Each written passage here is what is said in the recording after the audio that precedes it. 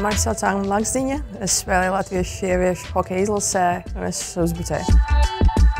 Es sāku spēlēt hokeju savu brāļa Kārļa un Lolitas Andruševskas dēļ.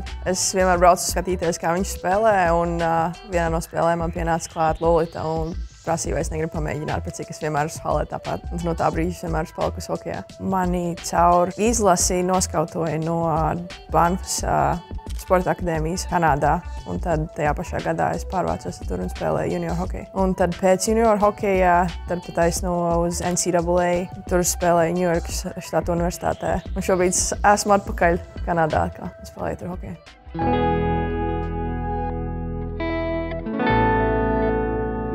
Vienīgais, kas man ir iedvesmojis pašu, kas nav īsti saistīts ar hokeju, ir, ka man nezināms fakts, ka man bija Lemierre syndrome.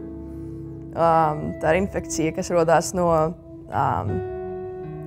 strutojoša kakla. Es biju Kanādā, man pirmais junior gads, un tā ir ļoti, ļoti reta slimība. 18 no 20 cilvēkiem nomirst ar viņu. Un stundu laikā man atteica orgāni.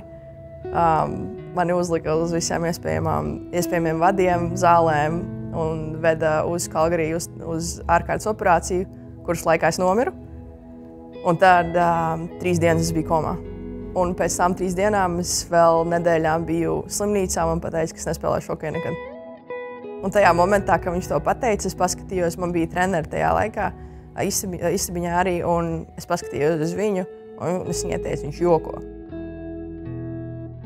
Un viņš teica, ka nē, ka nespēlēs vairāk, tev ķermenis to neizturēs. Un pēc nedēļas biju uz ledus. Es biju komā ilgi, un pēc tam ārā no komas esot, es vienalga biju gultā. Man kājas bija roku izmērā, tad nebija muskuļi, tā kā pēc cik staigāšana man bija jāmācās.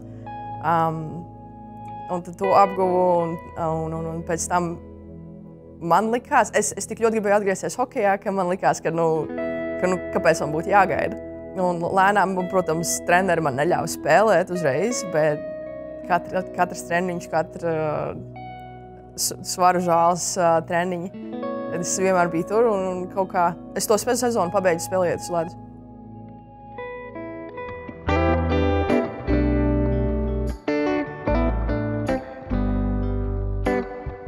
Notikusi nenormāla paaudzes maiņa. Mums komandā ir tik daudz jaunās meitenes. Liekas, ka pat pavisam nesen es biju viena no jaunākajām komandām, kas sēdēja uz soliņa un atbalstīja, kamēr pārējās spēlēja.